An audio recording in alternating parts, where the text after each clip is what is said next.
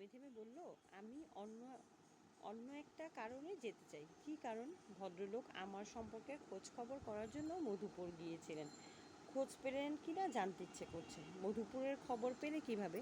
স্বপ্নে? না, স্বপ্ন না, অনুফা চিঠি দিয়েছে। কবে চিঠি পেয়েছো? গতকাল। আনিস চুপ করে গেল। রানু তার নিজের চিঠিপত্রের কথা আনিসকে কখনো বলেন না। বিয়ের পর তার রানু আত্মীয় স্বজনের যত চিঠিপত্র পেয়েছে তার কোনোটিই আনিসকে পড়তে দেয়নি। এ নিয়ে আনিসের গোপন ক্ষোভ আছে। কি আমাকে নিয়ে যাবে? আমি আগে গিয়ে দেখি ভদ্রলোকের অবস্থা কেমন। মিশির আলীকে পাওয়া গেল না। ভদ্রলোক তার ছোট ভাই ছিল। সে বলল ভাইকে হাসপাতালে ভর্তি করা হয়েছে, অবস্থা বেশি ভালো না। বিলরুবিন 9.5, লিভার খুবই ড্যামেজ। মিশির আলী হাসপাতালে এসেছেন এক গাদা বই নিয়ে।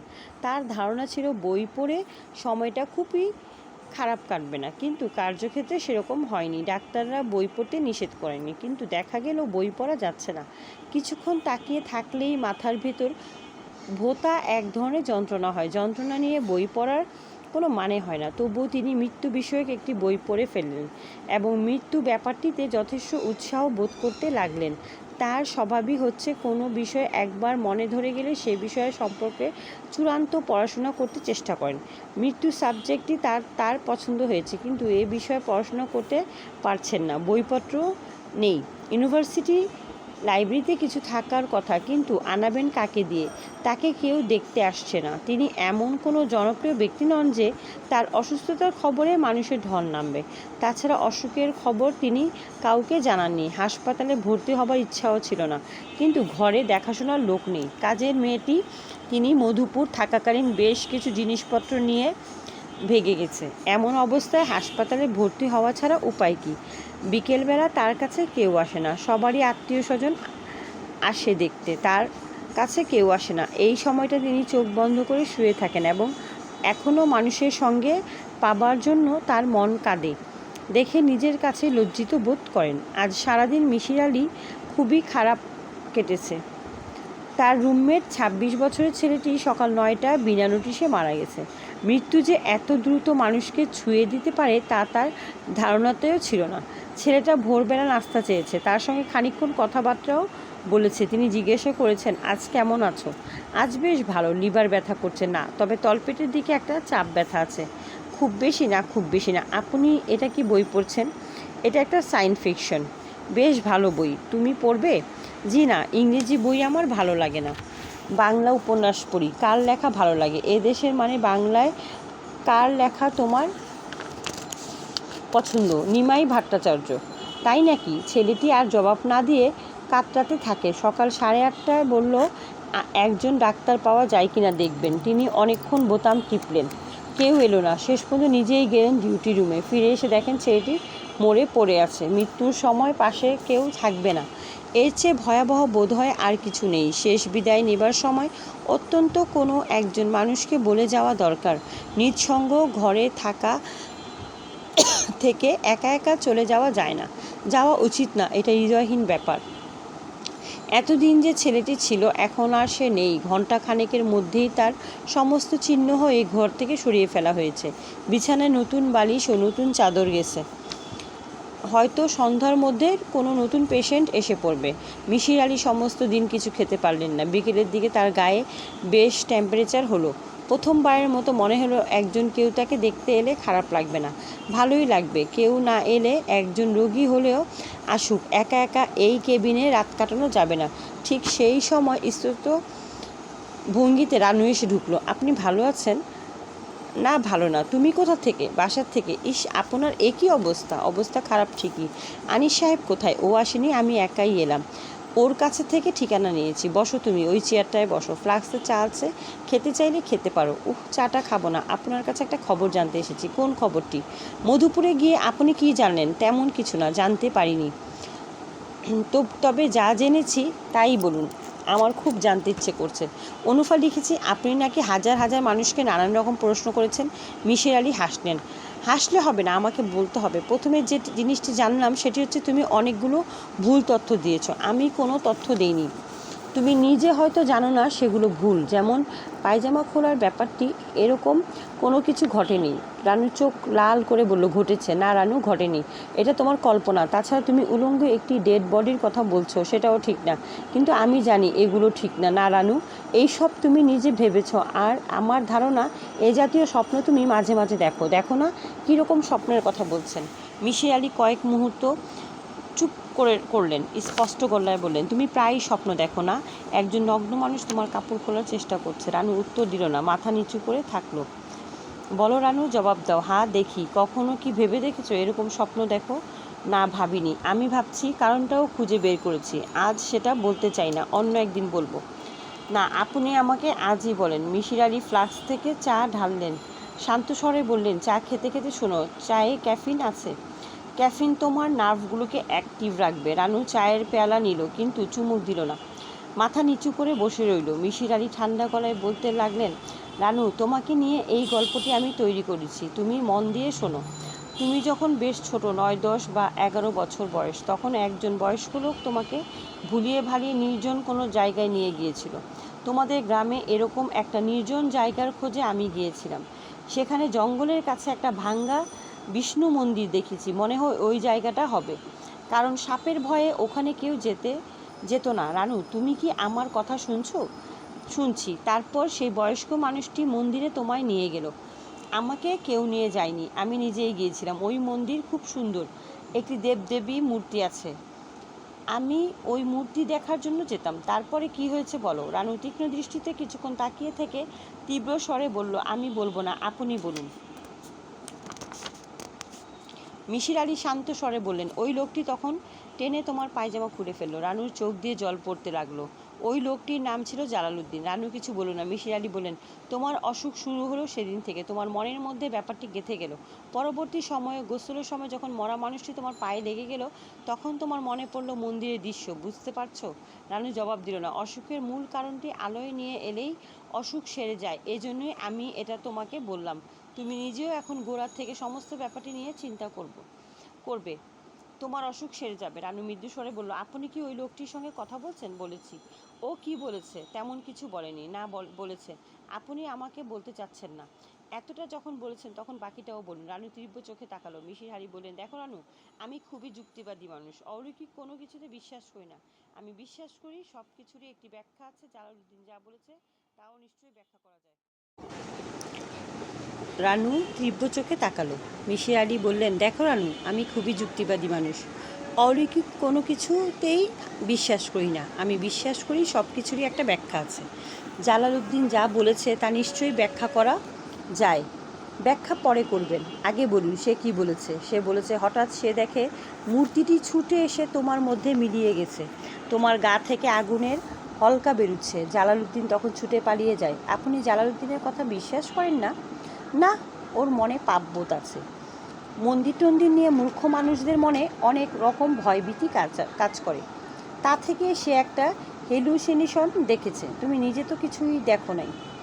না, তাহলেই হলো। জালালউদ্দিন কী দেখেছে না দেখেছে সেটা তার প্রবলেম, তবে তোমার নয়। রানু তীক্ষ্ণ কণ্ঠে বলল, কিছু একটা জিনিস কি জানেন? ওই ঘটনার পর থেকে আমি অসম্ভব সুন্দর হয়ে গেলাম। মিসির আলি শব্দ করে হাসলেন। হাসতে হাসতে বললেন, সুন্দর তুমি সবসময় ছিলে। ঘটনাটি ঘটেছে তোমার বয়সন্ধিতে। বয়সন্ধির পর মেয়েদের রূপ খুলতে শুরু করে, ওখানেই তাই হয়েছে। কিন্তু ওই দেবমূর্তিটিকে এরপর আর খুঁজে পাওয়া যায়নি। তুমি কিন্তু খুব ছেলে মানুষের মতো কথা বলছো রানু। মূর্তিটি চুরি হয়ে গেছে, কেউ নিয়ে পালিয়ে গেছে, ব্যাস। মূর্তিটি চুরি হয় নাই। তুমি নিশ্চয়ই বিশ্বাস করো না একটা পাথরের মূর্তি তোমার মধ্যে ঢুকে আছে। কি করো? রানু তীব্র কণ্ঠে বলল, আমার দিকে ভালো করে তাকিয়ে বলুন, আমি কি অনেকটা মূর্তির মতো দেখতে না? না রানু, মূর্তির মতো দেখাবে কেন? অসম্ভব রূপবতী একটি তরুণী, এর বেশি কিছু না। তোমার মতো রূপবতী মেয়ে এ দেশেই আছে, এবং তারা সবাই রক্ত মাংসের মানুষ। রানু উঠে দাঁড়ালো। মিসির আলি বললেন, চলে যাচ্ছ রানু? হ্যাঁ, অসুখ সারলে তোমাদের ওখানে একবার যাব। না, আপনি আর আসবেন না। আপনার আসার কোনো দরকার নেই। রানু ঘর ছেড়ে চলে গেল। মিসির আলি ক্ষীণ স্বরে বললেন, ভেরি ইন্টারেস্টিং। তার ভুরু কুঞ্চিত হলো। তিনি ব্যাপারটি ঠিক বুঝতে পারছেন না। যতটা সহজ মনে হয়েছিল তখন, ততটা মনে হচ্ছে না। তিনি মৃত্যু বিষয়ক বইটি আবার পড়তে শুরু করলেন। সাবজেক্টটি তাকে বেশ আকর্ষণ করেছে। Fantastic topic. গভীর রাতে আনিস জেগে উঠল। শুনশান নীরবতা চারদিকে। রানু হাত পা ছড়িয়ে বাচ্চা মেয়েদের মতো ঘুমাচ্ছে। জানালার আলো এসে পড়েছে তার মুখে, অসম্ভব সুন্দর একটি মুখ। শুধু তাকিয়ে থাকতে ইচ্ছে হয়। আনিস ছোট্ট একটা নিঃশ্বাস ফেলে উঠে দাঁড়ালো। বাথরুমে যেতে হবে, বাথরুমে পানি জমে আছে, পাইপ জ্যাম হয়ে গেছে, বাড়িওয়ালাকে বলতে হবে। আনিস নোংরা পানি বাঁচিয়ে সাবধানে ভেতরে ঢুকে দরজা বন্ধ করেই শুনল ঝুমঝুম করে শব্দ হচ্ছে, নূপুর বাজছে যেন। এর মানে কি? মনের ভুল কি? মনের ভুল হবার কথা নয়, বেশ বোঝা যাচ্ছে। নূপুর পায়ে দিয়ে ঝমঝম শব্দ করতে করতে কেউ একজন এঘর ওঘর করছে। শব্দটা অনেকক্ষণ ধরেই হচ্ছে, মনের ভুল হবার কথা না। বাথরুমের দরজা খুলতেই শব্দটা চট করে থেমে গেল। শুধু একটা তীব্র ফুলের গন্ধ আনিসকে অভিভূত করে ফেলল।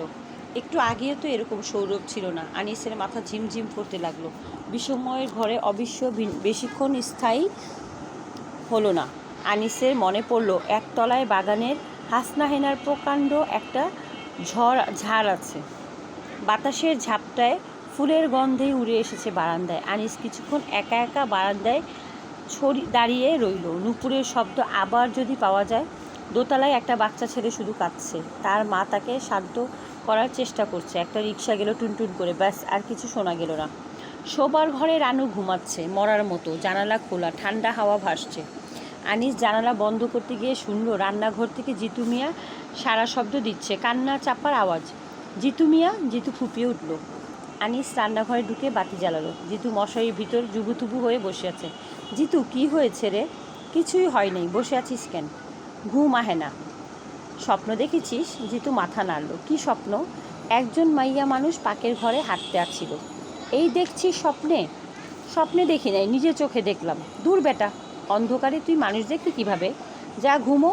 জিতু শুয়ে পড়ল। আনিস বলল, ভয়ের কিছু নেই, আমি জেগে আছি, ঘুমো। আচ্ছা তুই আর শোন, রান্নাঘরে বাতি জ্বালানো থাকুক। আচ্ছা। জিতু মিয়া শুয়ে পড়ল। কিছুক্ষণের মধ্যেই নিঃশ্বাস ভারী হয়ে এলো। আনিস সিগারেট ধরালো। ঘুম চটে গেছে তাকে, এখন দীর্ঘ সময় জেগে থাকতে হবে। এক পেয়ালা চা খেতে পারলে মন্দ হতো না। রাত তো বাজে প্রায় 3:30। বাকি রাতটা জেগেই কাটবে মনে হয়। সিগারেট টানতে ভালো লাগছে না, পেটের ভেতর পাক দিয়ে উঠেছে। ঘুমের মধ্যে রানু শব্দ করে হাসলো। আনিস মৃদু সরে ডাকলো, এই রানু। রানু খুব স্বাভাবিক ভঙ্গিতে বলল, কি জেগে আছো নাকি? হ্যাঁ। কি আশ্চর্য, কখন জাগলে? অনেকক্ষণ। তুমি বাথরুমে গেলে, বারান্দায় দাঁড়িয়ে থাকলে, আমাকে ডাকলে না কেন? শুধু শুধু ডাকবো কেন? আনিস সিগারেট টানতে লাগলো। রানু বলল, বড্ড গরম লাগছে। জানালা বন্ধ করলে কেন? গরম কোথায়, বেশ ঠান্ডা তো। আমার গরম লাগছে, ফ্যানটা ছাড়ো না। এত ঠান্ডার মধ্যে ফ্যান ছাড়বো কি যে বলো? রানু ছোট্ট নিঃশ্বাস ফেলে বলল, তুমি যখন বাথরুমে ছিলে তখন কি নূপুরের শব্দ শুনেছ? আনিস ঠান্ডা স্বরে বলল, না তো। কেন? এমনি শুয়ে শুয়ে শুনছিলাম। ঘুমাও রানু। আমার ঘুম আসছে না। ঘুম না এলে উঠে বসো, গল্প করি। চা খাওয়া যেতে পারে, কি বলো? রানু উঠে বসলো, কিন্তু জবাব দিল না। আনিস দেখলো রানু কোন ফাঁকে। আনিস দ্বিতীয় সিগারেট ধরালো। আমাদের গ্রামে একটা মন্দির আছে, তার গল্প এখন শুনবেন? শুনবে না? আহ, মন্দির ফন্দির গল্প এখন শুনবো না। আহ শোনো না, আমার বলতে ইচ্ছে করছে। আমি যখন খুব ছোট একা একা যেতাম সেখানে। কি মন্দির? কালী মন্দির না, বিশ্ব মন্দির বলতো ওরা। তবে কোনো বিশ্ব মন্দির ছিল না, একটি দেবী ছিল। হিন্দুরা বলতো রুক্মিণী দেবী। তুমি মন্দিরে যেতে কী জন্য? এমনি যেতাম, ছোট বাচ্চা পুতুল খেলে না, কি করতে সেখানে? দেবমূর্তির সাথে গল্প কিছু, ছেলে মানুষই খেলা আর কি। বলতে বলতে রানু খিলখিল করে হেসে উঠল। আনুস স্পষ্ট শুনল, সঙ্গে সঙ্গে ঝমঝম করে কোথাও নূপুর বাজছে। রানু তীক্ষ্ণ কণ্ঠে বলল, শুনতে পাচ্ছ? কি শুনবো? নূপুরের শব্দ শুনছো না? আনিস দৃঢ় স্বরে বলল, না। তুমি ঘুমাও রানু, আমার ঘুম আসছে না। শুয়ে থাকো, তুমি অসুস্থ। রানু ক্ষীণ কণ্ঠে বলল, হ্যাঁ আমি অসুস্থ। তোমাকে খুব বড় ডাক্তার দেখাবো আমি। আচ্ছা এখন শুয়ে থাকো। রানু মৃদু স্বরে বলল, আমি ওই দেবীকে গান গেয়ে শোনাতাম। ওই সব অন্যদিন শুনবো, আজ রাতে আমার কথা বলতে ইচ্ছে করছে। আনিস এসে রানুর হাত ধরল। গা পুড়ে যাচ্ছে জ্বরে। আনিস অবাক হয়ে বলল, তোমার গা তো পুড়ে যাচ্ছে? হ্যাঁ, বড্ড গরম লাগছে, ফ্যানটা ছাড়বো? আনিস উঠে গিয়ে জানালা খুলে দিল। ঘর ভর্তি হয়ে গেল ফুলের গন্ধে। আর তখনই রানু অত্যন্ত নিচু গলায় গুনগুন করে কী যেন গাইতে লাগলো।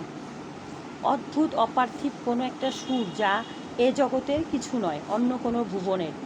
রান্নাঘর থেকে জিতু ডাকতে লাগলো, ও ভাইজান ভাইজান। আনিস রানুকে জোর করে বিছানায় শুইয়ে গায়ে চাদর টেনে দিল। জিতুকে বলল এই ঘরে যেন না আসে।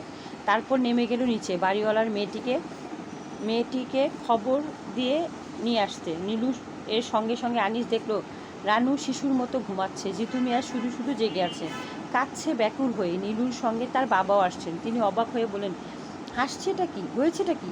আনিস ভাঙা গলায় বলল, বুঝতে পারছি না, কেমন যেন করছে। কি করছে? আনিস জবাব দিল না। নীলু বলল, বাবা তুমি শুয়ে থাকো গিয়ে, আমি এখানে থাকি, বাকি রাত তো বেশি নেই। ভদ্রলোক কিছুক্ষণ অপেক্ষা করে নিচে নেমে গেল। যাবার সময় বলে গেলেন, হাসপাতালে নিতে হলে বলবেন, ড্রাইভারকে ডেকে তুলব। জি আচ্ছা। রানু বাকি রাতটা ঘুমিয়ে কাটালো, একবারও জাগলো না। নীলু সারাক্ষণ তার পাশে রইল। আনিসের সঙ্গে তার কথাবার্তা কিছুই হলো না। আনিস বসার ঘরের সোফায় বসে ঝিমুতে লাগলো। মিসির আলি লোকটির ধৈর্য প্রায় সীমাহীন। হাসপাতাল থেকে ছাড়া পেয়েই তিনি দ্বিতীয় দফায় রানুদের গ্রামে গিয়ে উপস্থিত হলেন। তার সঙ্গে প্রত্যন্ত বিভাগে ভদ্রলোক জয়নাল সাহেব। উদ্দেশ্যে রুকুমিনী দেবীর মন্দির সম্পর্কে তথ্য সংগ্রহ করা। জয়নাল সাহেব মন্দির দেখে বিশেষ উল্লসিত হলেন না। 300 বৎসরের বেশি তার এর বয়স হবে না। এরকম ভগ্ন স্তূপ এদেশে অসংখ্য আছে। মিসির আলি বললেন, তেমন পুরনো নয় বলছেন? না রে ভাই, ইটের সাইজ দেখলেই বুঝবেন, ভেঙ্গে টেঙ্গে কী অবস্থা হয়েছে দেখেছেন? যত্ন হয়নি। মন্দির যিনি প্রতিষ্ঠা করেছিলেন তিনি হয়তো মারা গেছেন, কিংবা তার উৎসাহ মিইয়ে গেছে। গ্রামের লোকজনের কাছ থেকে অল্প কিছু তথ্য পাওয়া গেল। পালবাবুদের প্রতিষ্ঠিত মন্দির। পালরা স্বপ্নে আদিষ্ট হয়ে মন্দির প্রতিষ্ঠা করেন। তার পরপরই তাদের ভাগ্য বিপর্যয় শুরু হয়। 3-4 বছরের মধ্যে পালরা নির্বংশ হয়ে পড়ে। দেবীকে তুষ্ট করার জন্য তখন এক রাতে কুমারী বলির আয়োজন করা হয়। 12 বছরের একটি কুমারী কন্যাকে অমাবস্যার রাত্রিতে মন্দিরের সামনে বলি দেওয়া হয়। দেবীর তুষ্টি হয় না তাতেও। পাথরের মূর্তি এত সহজে বোধহয় তুষ্ট হয় না। তবে গ্রামের মানুষেরা নাকি বলি দেওয়া মেয়েটিকে এরপর থেকে গ্রামময় ছুটোছুটি করতে দেখে। ময়মনসিংহের থেকে ইংরেজ পুলিশ সুপার এসে মন্দির তালাবদ্ধ করে পালদের 2 ভাইকে গ্রেপ্তার করে নিয়ে যান। পালরা অত্যন্ত ক্ষমতাবান ছিলেন, কাজেই ছাড়া পেয়ে এক সময় আবার গ্রামে ফিরে আসে, কিন্তু মন্দির তালাবদ্ধই পড়ে থাকে। ইতিহাস এতটুকুই। মন্দিরের প্রতিষ্ঠিত মূর্তি সম্পর্কে বিশেষ কিছু জানা গেল না। 2-1 ঘর নিম্নবর্ণের হিন্দু যারা ছিল তারা বিশেষ কিছু বলতে পারে না। হরিশ মণ্ডল বলল, বাবু আমরা কেউ ওই দিকেই যাই না। ওই মন্দিরে গেলে নির্বংশ হতে হয়। কে যাবে বলেন? আপনি তো শিক্ষিত লোক, এইসব বিশ্বাস করি না কিছুই, কিন্তু যাইও না। মূর্তিটা আপনি দেখেছেন? আমি দেখি নাই, তবে আমার জ্যাঠা দেখেছে। তিনি কি নির্বংশ হয়েছেন? না, তার 3 ছেলে। এক ছেলে নান্দিনা হাই স্কুলের হেডমাস্টার। মূর্তিটা কেমন ছিল বলতে পারেন? শ্বেত পাথরের মূর্তি, কৃষ্ণনগরের কারিগরের তৈরি। একটা হাত ভাঙা ছিল। মূর্তি নাকি হঠাৎ উধাও হয়েছে, কেউ চুরি করে নিয়ে বিক্রি করে ফেলছে। গ্রামের চোরের তো অভাব নেই। এরকম একটা মূর্তি তো 1000 টাকা হেসে খেলে আসবে। সাহেবরা নগদ দাম দিয়ে কিনে নিবে। আচ্ছা, একটা বাচ্চা মেয়েকে বলি দেওয়া হয়েছিল, সে নাকি অমাবস্যা রাতে ঘুরে বেড়ায়। বলে তো সবাই, চিৎকার করে কাঁদে। আমি শুনি নাই, অনেকে শুনেছে। অমাবস্যার জন্য মিসির আলিকে 3 দিন অপেক্ষা করতে হলো। তিনি অমাবস্যার রাত্রে একটা 5 ব্যাটারির টর্চ, একটা মোটা বাঁশের লাঠি নিয়ে মন্দিরের চাতালে বসে রইলেন। তিনি কিছুই শুনলেন না। শেয়ালের ডাক শোনা গেল অবশ্যই। শেষ রাত্রের দিকে প্রচণ্ড বাতাস বইতে লাগলো। বাতাসে শীষ দেবার মতো শব্দ হলো। সে শব্দ নিতান্তই লৌকিক শব্দ, অন্য জগতের কিছু নয়। রাত শেষ হবার আগে বর্ষণ শুরু হলো। ছাতা নিয়ে যাননি মন্দিরে। ছাতা আজ শেষ হবার আগে প্রচুর বর্ষণ শুরু হলো। মিসির আলি কাক ভেজা হয়ে গেলেন। মন্দিরের ছাদ ভাঙা, জায়গা নেই। ঢাকায় ফিরলেন প্রচণ্ড জ্বর নিয়ে। ডাক্তার পরীক্ষা করে শুকনো মুখে বললেন, মনে হচ্ছে নিউমোনিয়া, একটা লাংস অ্যাফেক্টেড ভোগাবে। মিসির আলিকে সত্যি ভোগালো। তিনি দীর্ঘদিন শয্যাশায়ী হয়ে রইলেন। বই পড়াতে এই সময় লোকজন তেমন থাকে না। আজ যেন আরও নির্জন। নীলু একা কিছুক্ষণ হাঁটল। তার খুব ঘাম হচ্ছে। বারবার সবুজ রুমালটি বের করতে হচ্ছে। 4:10 বাজে। চিঠিতে লিখেছে সে 4টার মধ্যেই আসবে, কিন্তু আশেপাশে কেউ দেখা যাচ্ছে না। নীলু অবশ্য কারো মুখের দিকে তাকাতেও পারছে না, কাউকে তাকাতে দেখলেই বুকের মধ্যে ধক করে উঠছে। নীলু একটা বইয়ের দোকানে ঢুকে পড়লো। গল্পের বইটার তেমন ভালো লাগে না, ভালো লাগে বিলুর। বিলুর জন্য একটা কিছু কিনলে হয়, কিন্তু কে কিনবে? সবই হয়তো ওর পড়া। ওই দিন শীর্ষবিন্দুর কি একটা বইয়ের কথা বলেছিল, নামটা মনে নেই। আচ্ছা, আপনাদের কাছে শীর্ষবিন্দুর কোনো বই আছে? জি না, আমরা বিদেশি বই রাখি না। নীলু অন্য একটা ঘরে ঢুকলো। শুধু শুধু দাঁড়িয়ে থাকা যায় না। সে একটা কবিতার বই কিনে ফেললো, অপরিচিত কবি, একটি মেয়ের ছবি, সুন্দর ছবি, নামটি সুন্দর, প্রেম নেই। কেমন অদ্ভুত নাম, প্রেম নেই আবার কি? প্রেম থাকবে না কেন? দাড়িওয়ালা একজন রোগা ভদ্রলোক তখন থেকেই তার দিকে তাকাচ্ছে। লোকটির কাঁধে একটি ব্যাগ। দাড়িওয়ালা একজন রোগা ভদ্রলোক তখন থেকেই তার দিকে তাকাচ্ছে। লোকটির কাঁধে একটি ব্যাগ। এই কি সে? নীলুর মুখে রক্তশূন্য হয়ে গেল। নীলু বইয়ের দাম দিয়ে দ্রুত বেরিয়ে এলো। তার পেছন ফেরারও সাহস নেই। পেছনে ফিরলেও হয়তো দেখবে বুড়ো দাড়িওয়ালা গুটিসুটি আসছে। না, লোকটি আসছে না। নীলুর মনে হলো ভয়ানক মোটা এবং বেটে একজন কে যেন তাকে অনুসরণ করছে। তার দিকে তাকাচ্ছে না, কিন্তু আসছে তার পিছু পিছু। নীলু তৃষ্ণা পেয়ে গেল, বড্ড টেনশন। বাড়ি ফিরে গেল কেমন হয়, কিন্তু বাড়ি ফিরতে ইচ্ছে করছে না। নীলু ঘড়ি দেখলো, 5:05। তার মানে কি যে সে আসবে না? কথা ছিল নীলু থাকবে ঠিক 1 ঘন্টা। সে ছোট্ট একটা নিঃশ্বাস ফেলল। ভালোই হয়েছে, দেখা না হওয়াটাই বোধহয় ভালো। দেখা হবার মধ্যে একটা আশা ভঙ্গের ব্যাপার আছে। না দেখার রহস্যময়তাটাই না হয় থাকুক। নীলু ক্লান্ত ভঙ্গিতে হাঁটতে শুরু করলো। নীলু দাঁড়িয়ে পড়ল। একটু দেরি হয়ে গেল। তুমি ভালো আছো নীলু? চকচকে একটা লাল টাই পরা যে ছেলেটি হাসছে, সে কে? লম্বা স্বাস্থ্যবান একটি তরুণ, ঝলমল করছে। তার লাল টাই উড়ছে, বাতাসে মিষ্টি ঘ্রাণ আসছে, সেন্টের গন্ধ। পুরুষ মানুষের গা থেকে আসা সেন্টের গন্ধ নীলুর পছন্দ নয়, কিন্তু আজ এত ভালো লাগছে কেন? চুপচাপ দাঁড়িয়ে আছো কেন? কিছু বলো। আপনি বলেছিলেন আপনি বুড়ো। আমরা সবাই কিছু কিছু মিথ্যা বলি। আমাকে নীলু নামের একটি মেয়ে লিখেছিল, সে দেখতে কুৎসিত। লোকটি হাসছে হা হা করে। এত সুন্দর করে মানুষ হাসতে পারে? নীলুর এক ধরনের কষ্টে মনে হতে লাগলো সমস্তটাই একটা সুন্দর স্বপ্ন, খুবই ক্ষণস্থায়ী, যেন এক্ষুনি স্বপ্ন ভেঙে যাবে। নীলু দেখবে যে সে জেগে উঠেছে। পাশের বিছানায় বিলু ঘুমাচ্ছে, মশারি না ফেলে, কিন্তু সেরকম কিছু হলো না। ছেলেটি হাসি মুখে বলল, কোথাও বসে 1 কাপ চা খেলে কেমন হয়, খাবে? নীলু মাথা নাড়ল, সে খাবে। তুমি কিন্তু সবুজ রুমালটি ব্যাগে ভরে ফেলেছ। আমি যেতে ঠিক সাহস পাচ্ছি না। নীলু অস্বাভাবিক ব্যস্ত হয়ে রুমাল বের করতে লাগলো।